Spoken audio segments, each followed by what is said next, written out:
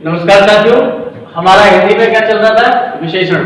ठीक है, तो विशेषण की दो वीडियो अपनी हो गई है, जिनमें एक में हमने विशेषण का परिचय देखा है और एक में विशेषण का अभ्यास। आज तीसरी और अंतिम वीडियो है जिसमें विशेषण पूरी तरीके से खत्म हो जाएंगे। ठीक है, तो हम चर्चा करते हैं आज किसकी। तो विशेषण का हम यहाँ भी क्या कर रहे हैं? अभ्यास ही कर रहे हैं। ठीक, तो विशेषण अभ्यास की एक दूसरी वीडियो मान लो और विशेषण की तीसरी वीडियो। ठीक है, तो अभ्यास में हमने अब तक ये देख लिया कि जो चार प्रकार के हमारे पास विशेषण थे, चार प्रकार के जो विशेषण थे, गुणवाचक, परिमाणवाचक,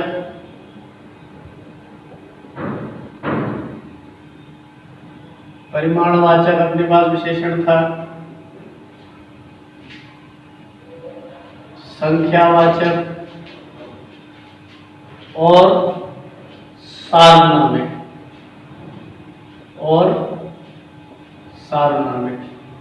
तो ये चार जो विशेषण थे, इन चारों विशेषणों की चर्चा हमने कर ली है।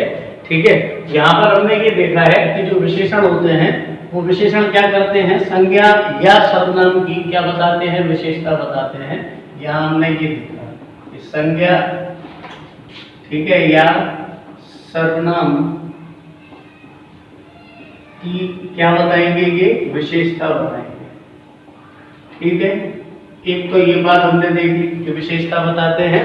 ठीक है, तो आज हम ये देखेंगे कि अब कभी कभी ऐसा भी होता है कि ये विशेषता ना बताकर, मेरी बात को समझना जरा, अभी ये विशेषण संज्ञा या सर्वनाम की विशेषता बता रहे थे। ठीक है, तो इसका मतलब ये हुआ कि ये संज्ञा या सर्वनाम शब्द की विशेषता बताने के लिए प्रयोग में लिए जा रहे थे। इसका मतलब जो विशेष था उस विशेष की विशेषता बताई जा रही थी इनके द्वारा। ठीक है, विशेषणों के द्वारा। लेकिन आज जो हम पढ़ रहे हैं वो ये पढ़ रहे हैं कि कभी कभी विशेषणों का प्रयोग संज्ञा के रूप में भी होता है। कभी कभी विशेषणों का प्रयोग संज्ञा के रूप में भी किया जाता है। ठीक है, तो कभी कभी क्या होता है? संज्ञा के रूप में भी विशेषणों का क्या होता है? प्रयोग किया जाता है। ठीक है, तो कहने का मतलब ये कि जो संज्ञा के रूप में भी विशेषणों का प्रयोग किया जाएगा। अब यहाँ से प्रश्न ऐसे आते हैं कि वो कोई वाक्य दे देंगे जो हम अभी देखेंगे और उस वाक्य में वो पूछेंगे कि विशेषण का प्रयोग किस रूप में हुआ है? संज्ञा के रूप में हुआ है या विशेषण के रूप में हुआ है? तो देखना जरा कैसे। अब वो विशेषण लेते हैं हम, जैसे एक विशेषण लेते हैं क्रोधी। ठीक है, तो क्रोधी को हम कर दे क्या? क्रोधियों। ठीक है, अगर हम ये बोलें कि क्रोधियों, ये क्रोधी क्या है? विशेषण है। क्रोधियों क्या हो गया? विशेषण हो गया। तो क्रोधियों ने बस जला दी। क्रोधियों ने बस जला दी। ठीक है, एक अब यहाँ पर देखो, यहाँ पर क्रोधियों क्या हो गया? एक विशेषण हो गया। मतलब क्रोधी, क्रोध क्या थी? संज्ञा थी। क्रोध संज्ञा से क्या बना? क्रोधी बना, और क्रोधी को कर दिया क्रोधियों। तो इसका मतलब ये एक विशेषण के रूप में प्रयोग हो गई। लेकिन ये जो विशेषण है ये अपने आप में विशेषण है, लेकिन ये विशेषण क्या है? एक संज्ञा के रूप में या कहें कर्ता के रूप में क्या हुई है? प्रयोग हुई है। इसे कहते हैं विशेषण का संज्ञा के रूप में प्रयोग। इसे क्या कहते हैं? विशेषण का संज्ञा के रूप में प्रयोग। जैसे दूसरा देखो, दुखियों, दीन दुखियों को या दीन दुखियों की मदद करें, है ना? अब देखना जरा, दीन दुखियों की मदद करें। अब यहाँ पर जो दीन दुखी हैं ये दोनों विशेषण हैं और मदद करना है दीन दुखियों की, तो यहाँ पर ये संज्ञा के रूप में प्रयोग हो गए। कहने का मतलब समझ आ रहा है? मतलब ये कि विशेषण संज्ञा सर्वनाम के प्रयोग संज्ञा सर्वनाम की विशेषता बताने के लिए भी प्रयोग में लाए जाते हैं और इन विशेषणों का प्रयोग संज्ञा के रूप में भी किया जाता है, जैसे यहाँ इन दो वाक्यों में किया गया है। इसके अलावा और भी हो सकता है, जैसे ईर्ष्यालु लोग, है ना, या फिर ईर्ष्यालुओं ने, है ना। तो कहने का मतलब ये कि कभी कभी विशेषण का प्रयोग संज्ञा के रूप में भी किया जाने लगता है ना। जैसे हम यहाँ पर लिखें कि भारतीय बहुत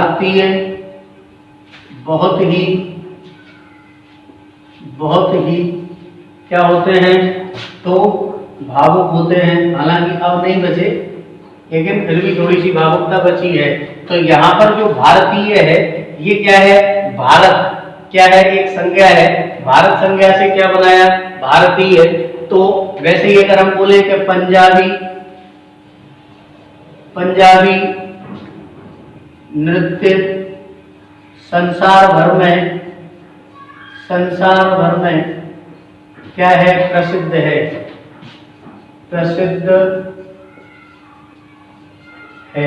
तो यहाँ पर क्या समझ आ रहा है, यहाँ पर समझ आ रहा है कि जो पंजाबी है ये क्या है, विशेषण है। पंजाबी क्या हो गया, विशेषण हो गया। कैसा, तो पंजाबियों का नृत्य अगर ये कहें कि पंजाबी नृत्य, तो पंजाबी नृत्य यहाँ पर क्या हो गया, ये विशेषण के रूप में, ये विशेषण है और प्रयोग हुआ है किस रूप में, तो प्रयोग हुआ है किस रूप में, हम कहेंगे किसके रूप में प्रयोग हुआ है ये, तो ये संज्ञा के रूप में प्रयोग हुआ है।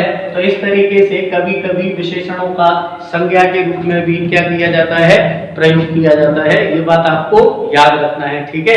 अब आगे बढ़ते हैं अपन। अब देखते हैं अगला क्या कि अब जो विशेषण है, इन विशेषणों में एक बात और है कि इन विशेषणों का क्या होती है, रचना होता है। इन विशेषणों को लेकर कुछ प्रश्न आते हैं, इनकी अवस्थाओं को लेकर। जैसे आपसे पूछा जाए कि विशेषण की अवस्था पूछ ली जाती है कभी कभी, कि जो विशेषण है, ठीक है, तो विशेषणावस्थाएं से कहते हैं कि विशेषण की अवस्थाएं कितनी होती हैं। तो विशेषण की जो अवस्थाएं हैं वो 3 है। विशेषण की अवस्थाएं कितनी है, 3। एक होती है क्या, मूलावस्था। एक होती है क्या, मूलावस्था है। एक होती है क्या, मध्यावस्था। क्या होती है, मध्यावस्था। और एक होती है क्या, उत्तमावस्था। ठीक, तो कितनी अवस्थाएं हो गई, 3। एक मूलावस्था, एक मध्यावस्था और एक क्या होता है, आपकी उत्तमावस्था। अब प्रश्न ये उठता है कि ये जो अवस्थाएं हैं, ये अवस्थाएं बनाई क्यों गई हैं। तो ये अवस्थाएं जिस उद्देश्य से बनाई जाती हैं, वो उद्देश्य है क्या, तुलना। वो उद्देश्य है क्या, तुलना। अब तुलना एक व्यक्ति की खुद से तो तुलना की नहीं जाएगी, क्या होता है, या तो 2 व्यक्तियों की तुलना की जाएगी या 2 से अधिक व्यक्तियों की क्या की जाएगी, तुलना की जाएगी। तो देखो, जिसमें तुलना नहीं की जाती उसे तो कहा जाता है क्या, मूलावस्था। जिसमें तुलना नहीं करना, केवल और केवल संज्ञा या सर्वनाम की केवल उसी की विशेषता बताना है, तो वो उसके लिए जिस शब्द का प्रयोग किया जाएगा वो होगी मूलावस्था। जब 2 व्यक्तियों के बीच तुलना की जाएगी तो वो होती है क्या, मध्यावस्था। जब 2 व्यक्तियों के बीच तुलना करना है तो वहां पर क्या होगी, मध्यावस्था। और जब 2 से ज्यादा की बीच तुलना करना होगी तो क्या होगी, उत्तमावस्था। ठीक है, तो कहने का मतलब ये हुआ कि 3 क्या होती हैं, अवस्थाएं होती हैं तुलना की दृष्टि से, या फिर कहें कि विशेषणों की अवस्थाएं। अब जो सिर्फ एक के लिए जो प्रयोग में लाया जाए विशेषण, वो क्या होगी, मूलावस्था। यानी हम क्रोधी कहें, है ना, या फिर हम दुखी कहें, है ना, या फिर हम निकट कहें, या फिर हम क्या कहें, अच्छा बोले, है ना, या फिर हम उच्च बोले। तो जब उच्च बोलेंगे, निकट बोलेंगे, अच्छा बोलेंगे, तो ये सिर्फ एक के लिए प्रयोग में लाए जाएंगे। जैसे मैंने यहाँ पर शब्द लिखा क्या, उच्च। विशेषण शब्द लिखा क्या, उच्च। अगर मैंने यहाँ पर विशेषण शब्द लिखा क्या, निकट। अगर मैंने यहाँ पर एक विशेषण शब्द लिखा क्या, मधुर। अगर मैंने यहाँ पर एक क्या, ये 3 शब्द लिख दिए, और भी हो सकते हैं, तो ये किसी एक के लिए ही हम प्रयोग करेंगे, मतलब किसी एक संज्ञा या सर्वनाम के लिए ही उसी की विशेषता बताने के लिए क्या कर देंगे, प्रयोग कर देंगे, ठीक है। लेकिन जब दो की बात आएगी तो वहां पर तुलना की जाएगी, जब तीन की बात आएगी तो वहां भी क्या की जाएगी, तुलना की जाएगी।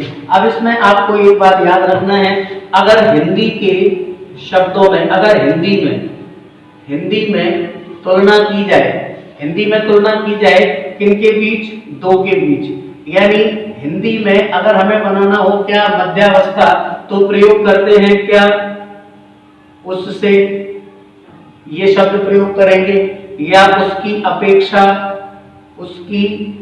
अपेक्षा ये प्रयोग कर देंगे, है, या फिर हम प्रयोग करेंगे क्या, अधिक, या हम क्या प्रयोग करेंगे, अधिक, या हम प्रयोग करेंगे फारसी में बनिस्बत, क्या प्रयोग करेंगे, बनिस्बत, है ना, इस तरीके से प्रयोग करेंगे।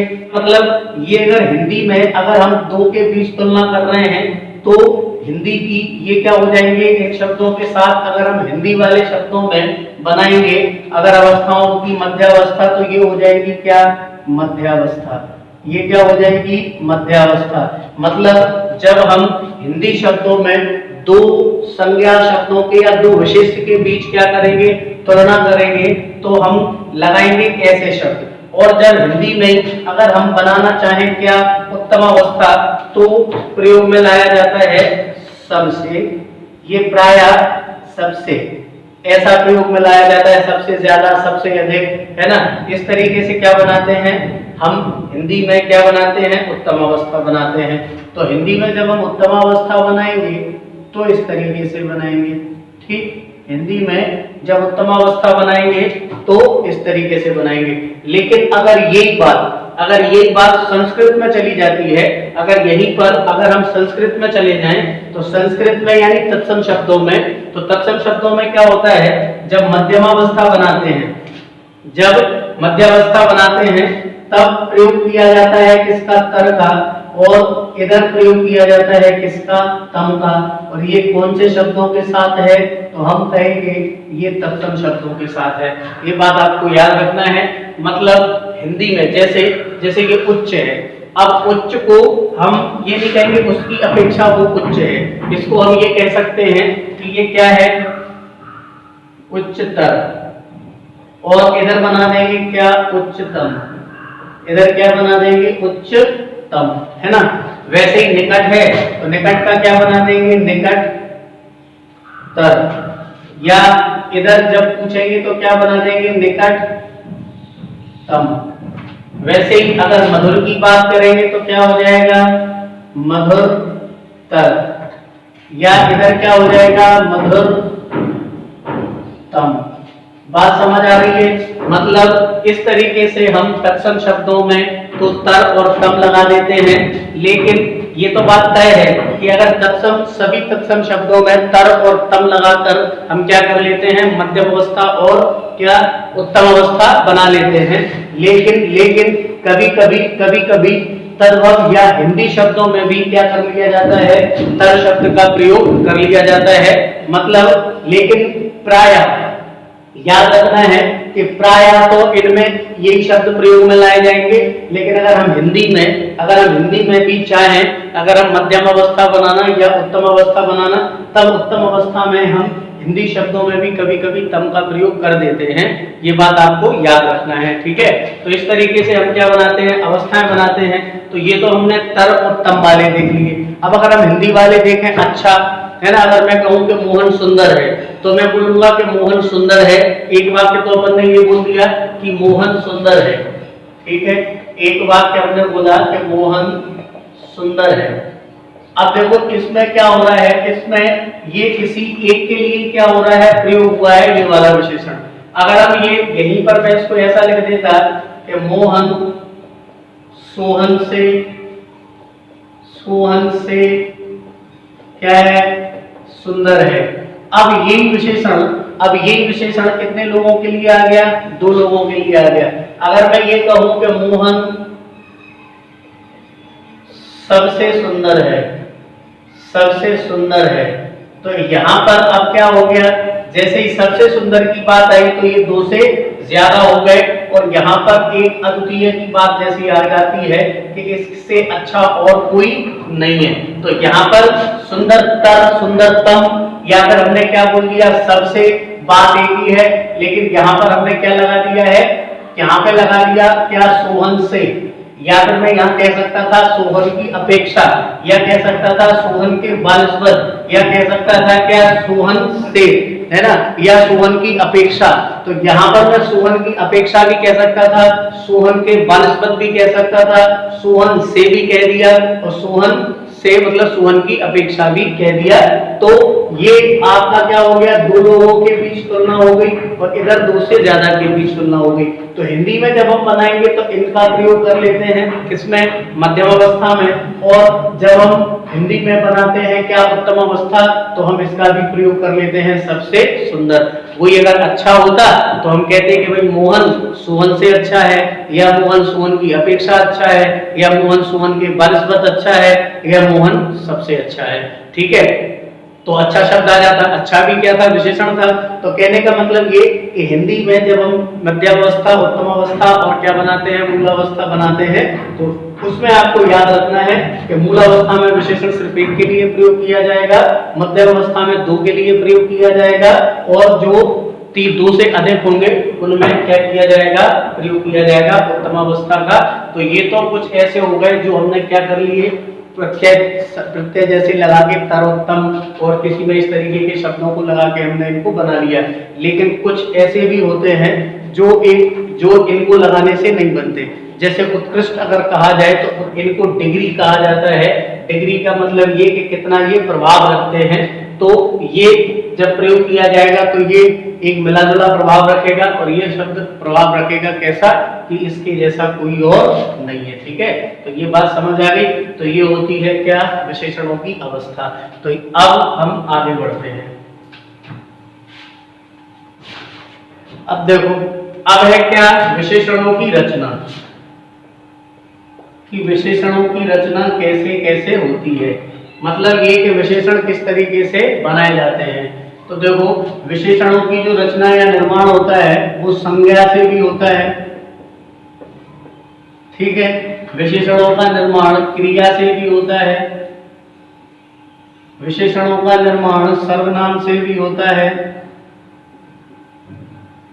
और विशेषणों का जो निर्माण होता है वो आपके अव्यय से भी होता है।